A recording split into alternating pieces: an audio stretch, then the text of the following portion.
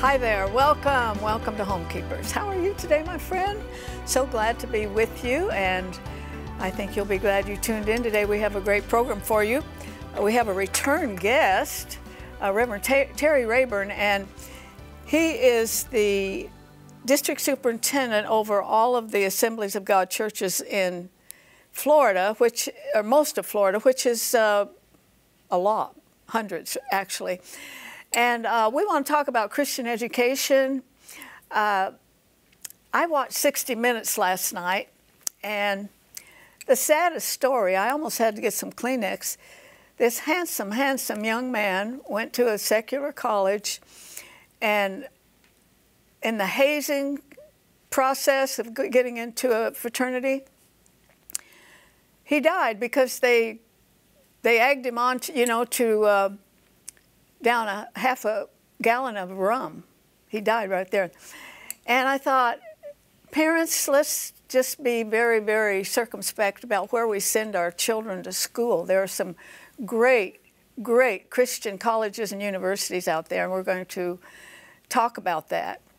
And I'm going to join Wanda. Stephanie's not here today, but we're going to make, oh, it smells so good, cinnamon roll quick bread. And if you've watched this very long, you know that I'm an avid tea drinker, and the best thing to go with a good hot cup of tea is a good quick bread. This one looks really good. It's got cinnamon in it, and it's called cinnamon roll quick bread. So we'll see how it is. I'll taste it for you. And please remember, we are viewer supported, and there's information coming up on your screen. If you would like to help keep this ministry on the air, 1-800-229-0059 for your credit card or debit card, or write to me at Box 6922, Clearwater, Florida, 33758. And I'm here with Wanda, and we love getting this mail, don't we? We do, absolutely. Some of the viewers just send us the sweetest, most personal, and they'll tell us what's going on in their life, and that makes me think they feel like they know us. Right. And we feel like we know you too. We love you very much. Absolutely. So thank you for everything you do. Okay, you're going to mix the bread.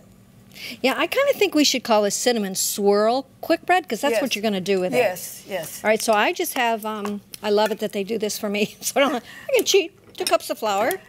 And I'm going to... and Gary puts them on the screen, so don't worry. For everyone. Okay. Love that. Thanks, Gary. What a good guy you are. And then that was the bacon powder, and this is the salt. I really do know how to cook. It's just been forever since I've had to do it. She's an awesome cook. I'm putting together the cinnamon part, which will be swirled through. That's hard, isn't it, Arthelene? What you're doing? Oh, it takes a lot of effort. Yeah. We rehearsed this morning. Well, we're just getting over Thanksgiving. And, oh, my, yes. I went to my daughter's house, and her son brought 3 friends from work. And it was nice to have them. 2 of them were from Ecuador, and 1 was from Mexico. Nice. That's interesting. Okay, this is the glaze. I'm making a mess. Yeah. So what did you do? Well, I'm going to put the wet ingredients together. I'm sorry that I made a mess. No, I mean, what did you do for Thanksgiving? Oh. Well, I just switched the subject. You sure did. You can't do that to me. No, I went to my sister's house in Brooksville, my sister and brother-in-law, and boy, did we have a great time. And Coco was actually good. That's my puppy. Oh, they know Coco. Yes, but she was good. Thank goodness. That looks gross. She has such a mind of her own. But she's very smart. Are you going to send her to obedience school? Yeah, she's smart, but a little bit disobedient. Huh? She's smart, but she's smart enough to know when she's... Do you think she'll flunk? No, she's actually very smart. You know, it's really my fault. I haven't been the best, because since my husband passed away, I think I put a lot of stuff on my dog. Like, oh, I just love going home to be with her. And she's just the highlight of my day, and I don't know what I'd do without her, really. So anyway, back to this recipe, because we could get off onto a bunch of stuff. We don't really, the recipe says don't mix it. You can leave it a little lumpy. It's going to be fine. Why do they do that? Do they say it changes the consistency if you whip it a whole lot? Well, no. Because they say, though, some of them you just... I have biscuits that I make when my children were little, and they... and you don't have to, you can leave some of the lumps in there, but it really is wonderful. I don't know the ins and outs. I just know it tastes really good. This glaze I'm putting on it has... Yum. Yeah, it has powdered sugar, vanilla, and what, a little milk? Yeah, just a little bit of milk. Now you can make that glaze your consistency. Mm-hmm. I've always was taught to put the glaze on when it was still really nice and hot from the oven, but you can do it at different times. All right, so this, what I'm going to do is I just put the cinnamon, I did half the batter, put the cinnamon and sugar, mixed it together. Well, actually, Arthelene did. And now I'm going to put the batter over top of it, and then I'm just going to swirl it. Yum, yum. Yeah. Wanda's kind of artistic when she does these things. I'm very impressed. Oh, goodness. Wouldn't look that good with... And it said to put it in a glass baking dish, but... We already did. We only had one, so we did it in so. So you put a layer of the batter in. And I want you to layer on top. Actually, you know what, I think if I were to do this at home by myself, I would put a lot of it in the middle and cut down on the cinnamon and sugar. Yeah. And just swirl it, because this is a lot. That's a lot. I think it's, I'm not even going to put it in. Use all of that. Did you take my knife? Yes. Smack, smack. I'll get it. Here it is. Oh, this is my knife. Not a problem. And so then we just take a knife, and what you're going to do is swirl it. I have figured out that if you really swirl it, give it a nice wrist action, go around the sides and bring it in, because otherwise you can't really get it all in there. So I bet this is like a cinnamon bun. Very close. Very close to a cinnamon bun. I'm going to take some out of the middle here.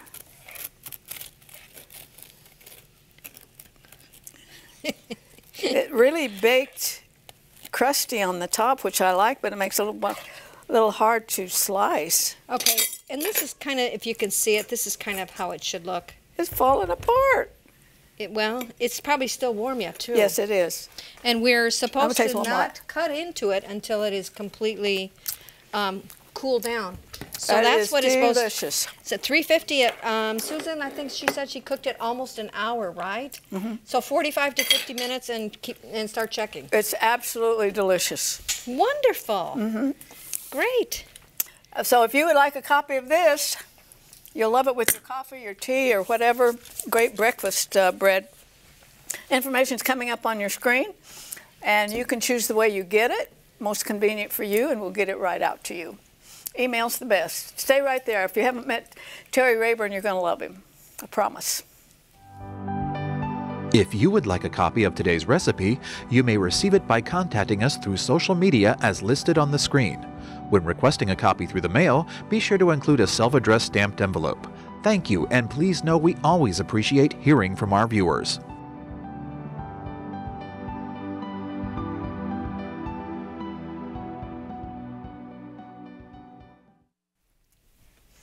Well, I'm very happy to have Reverend Terry Rayburn back on the program. He's been on once before.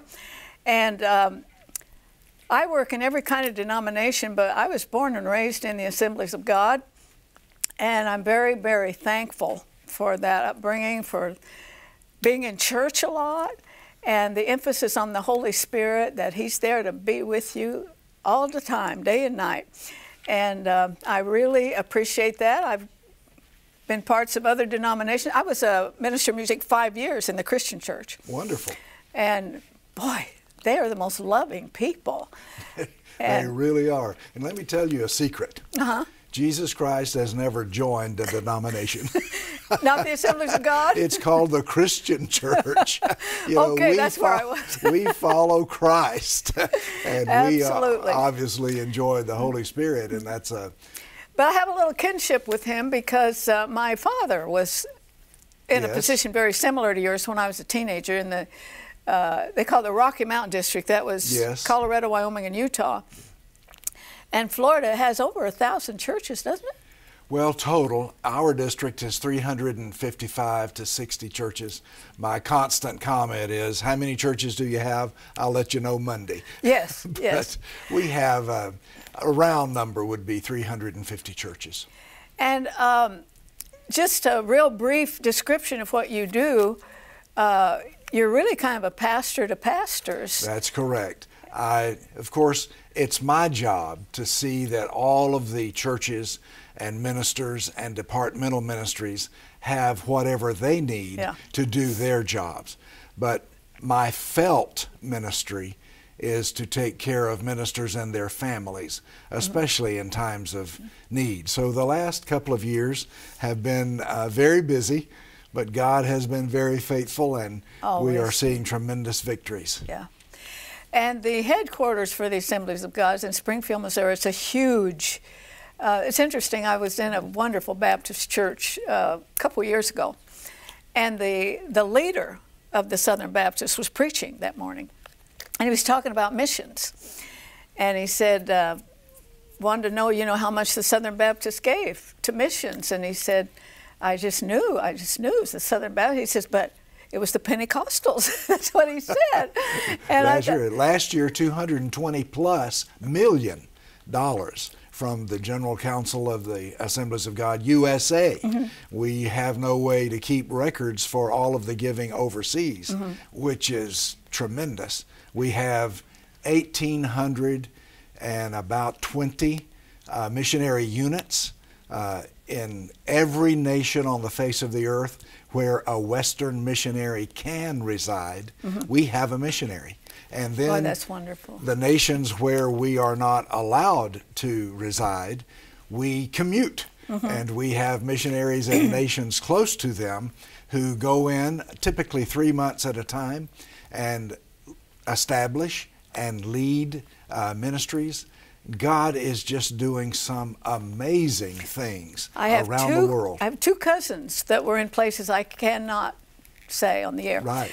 So we want to talk about college.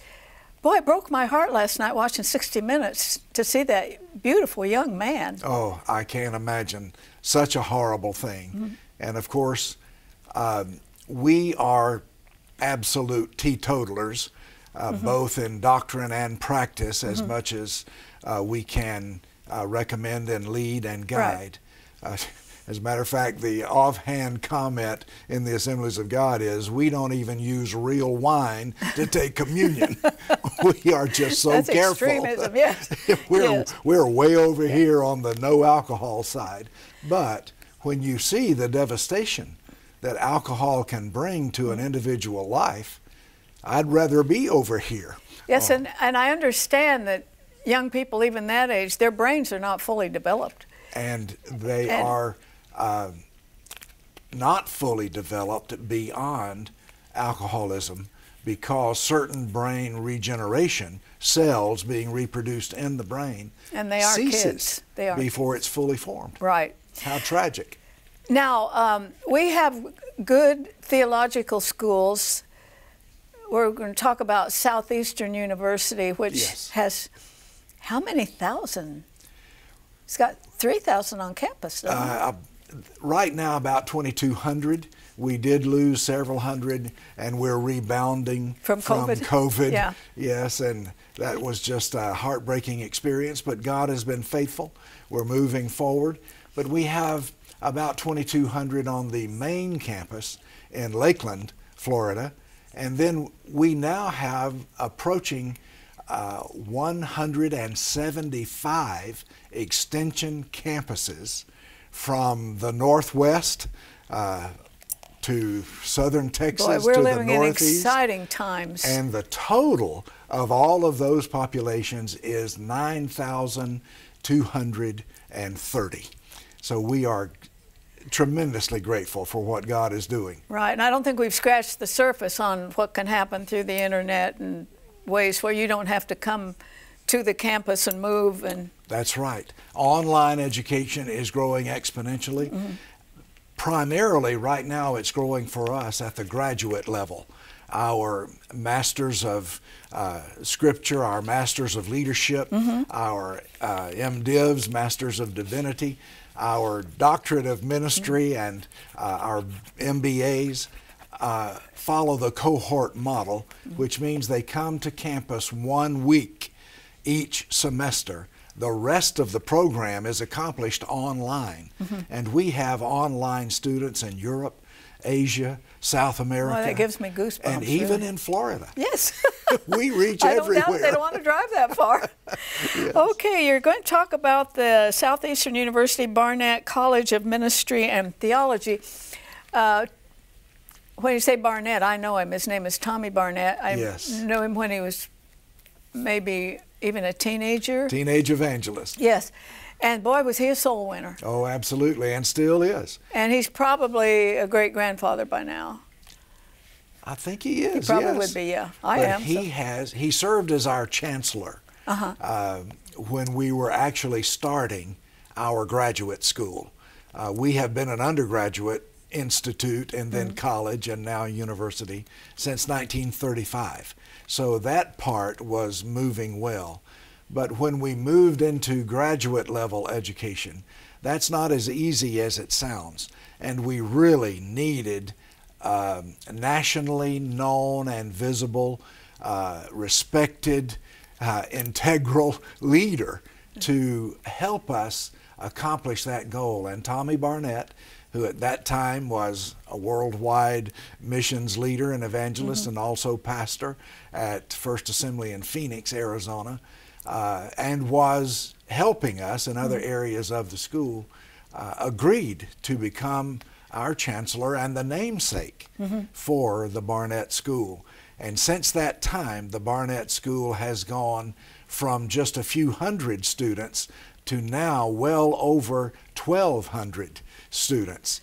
And I'm glad to hear that, because Southeastern was, we call it Bible school, Bible college. And then it expands and takes in other things that are also ministries. I hope any... And necessary. Yeah, in any career you get into, you will be somewhat of a minister. But I like the idea of this is your target, this is your full focus. Okay, so what's the difference in a school of theology and maybe a Bible college? Well, a school of theology, a seminary, gets into higher levels of theological matters, more than just a 4-year degree at the undergraduate level. And people see pros and cons to that. But if we do not have the ability to discuss Christ, salvation, Christianity, baptism of the Holy Spirit, healing, sanctification, and the soon coming return of our Lord with people of all theological backgrounds, then we are at a distinct disadvantage. So we realized that we had to go beyond the 4-year level and move toward a seminary level so that we could speak into the marketplace of this present day and present world. Now, this school is open now? Yes, we're open. We're recovering from COVID, but we are open. We're the fastest growing, privately owned, faith-based institution in America. Southeastern University. Yes. That's in Lakeland, Florida, my friends. And kind of speechless as I've watched it grow just 30 miles from me. Yes, it is amazing. And the students have a renewed spirituality in this particular moment.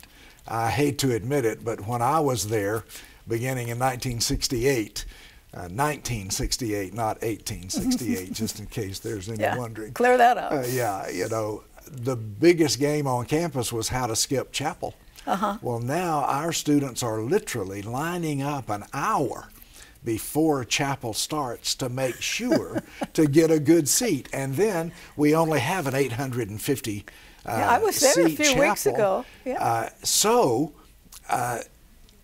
when they don't get into the 9 o'clock chapel, they stay in line for the 11 o'clock chapel. And you were probably there for the dedication and announcement and opening of the Bob and Hazel Hoskins School of Missions. Yes, those are all my friends. One of mine too. I worked for Bob and Hazel for several years in Lebanon. Yeah. And so this moment of advance and victory is tremendously exciting.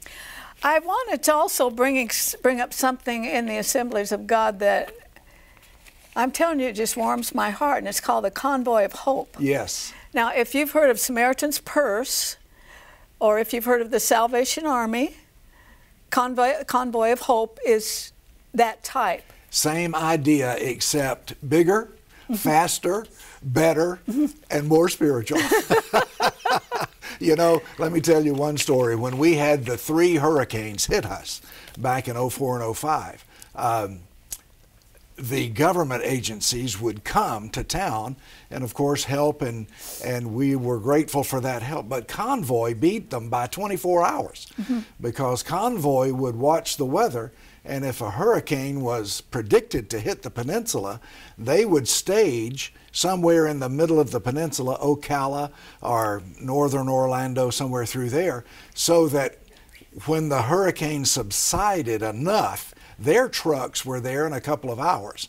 As a matter of fact, after the second hurricane, the Salvation Army and some other agencies would come into town and say, "Where's Convoy?" Wherever they are, that's where we want to set up. That's great. And they feed children. They feed hungry children. This is all over the world, but in the United States, if there's a disaster, they are there. They are there. Yes. It's Hal Donaldson is the president and chief executive officer of Convoy. Wonderful man. We worked together in Springfield some years ago, but he grew up very, very hard and promised God if he ever got a chance to do anything for needy people in America, he would do it. And the Lord gave him the idea of, he grew up in the Midwest, so go to towns right after a tornado and minister to them. And from that, it is a worldwide billion-dollar operation. Oh, and I praise God for it, because I'm going through some of the history and the literature. It's exactly what Jesus said to do. Yes. Be there for the children. Amen. Feed them. Help those that are in trouble. The widows and the children and those in need. And I think he meant widowers too. So I love to work with Convoy. Yes. Well, I wanted to ask you, last time you were on, how long ago did your wife pass away? Athena passed on February the 9th, 2020. So when I was with you last time, it was just about a year. And it's 22 months now. Yes, and I wanted to see how you're doing, because your grief has been very evident, and it was a wonderful marriage. But I've also, too, wondered, I don't know if you'd have an answer for this, the difference, because I think, as I said last time, we've had a lot of widows on, but not a lot of widowers. Yes. And men and women process things differently. Yes. Have you noticed anything like that, or is there anything you could say about it? Yes. And we only have a couple of minutes. That's so, okay. You know, I could talk for 2 years. I do think the main difference between widows and widowers in the view of our culture and society, men are just supposed to keep a stiff upper lip and just keep going. And mostly we can do that, and I have done that. But the burden of the loss does not differ in the male psyche than the female. And Athena and I's relationship went more than 50 years, and I still wake up in the morning and look for her or listen for her in the kitchen while I'm doing my treadmill watching Homekeepers. He says he watches Homekeepers at 5:30 in the morning. Every morning. I am just honored, That's right. I'm really tired too. But you know, the personal sorrow of the absence. You're the only one that can carry that. And that is no different. I have come to understand that grief comes in waves, but sorrow is constant. And my sorrow for her loss is always before me. My pat response to the question, how are you doing, is within the circumstances of my realities, I'm okay. Well, you know, we girls, we're pretty good to get together and get our handkerchiefs out and cry together. I'm not sure men ever do that, do they? Men don't do that too much. Sometimes a guy will call me or a fellow minister or a friend and say, how you doing? I'm doing fine. Good. I hope you keep it up. Bye. Yes. That really helped me. Not so much. Oh, yeah. You know, and I do have a wonderful friend who is also a PhD counselor, and he has reached out to me several times and ministered to me, and it has made a huge difference. If you are in grief or in sorrow right now, friends, find a Spirit-filled believer who is trained to help you and make some appointments. I'm glad for you for that. Oh, yeah. Make some appointments. It will make a difference. Yeah, and I've often thought in other countries, cultures are all different, and in America, big men don't cry. Right. And they're pretty little uptight. Men aren't that way all over the world. I've been in a few other cultures, and they cry. I lived in the Arab world, and the first time I ever saw a traffic accident in Beirut, Lebanon, I couldn't believe it. The owner of the car that was destroyed, damaged, jumped out of the car, rolled on the ground, threw dirt on his face, and just, whoa, you know. And I looked at Bob Hoskins with that look on my face. He said, oh, he's just expressing his grief. Yeah. And we're not allowed to do that in America. No. And maybe there would be a happy middle in there somewhere. I hope so. But you know what has helped me? I've always prayed in tears. And that has made a difference for me. My mother taught me to pray with tears. And I have been able to weep while praying. And Scripture says, weep with those who weep. And that has ventilated my soul and helped my spirit. Oh, I'm so glad, yeah. It's just a personal trick. It's great to have you on again. My joy. Yeah. Arthelene, thank you so much. And I hope you have a wonderful Christmas, the best possible. Yeah. Looking forward to it, and you too. Yes. And to all you good friends out there, it's hard to express how much we love you here on this set and all the people who work on the show. Thank you so much for watching. Thank you for every dime you've sent in. We appreciate it. And television isn't cheap, you know. There's a lot of equipment. There's a lot of people that have to operate it. But God will give the increase when we listen to Him. So you stay there and remember, there's no higher calling than that of a homekeeper. Amen. God bless you. If you should miss a Homekeepers program, you can catch up by going to www.ctnonline.com. Click on CTN Programs and then on Homekeepers.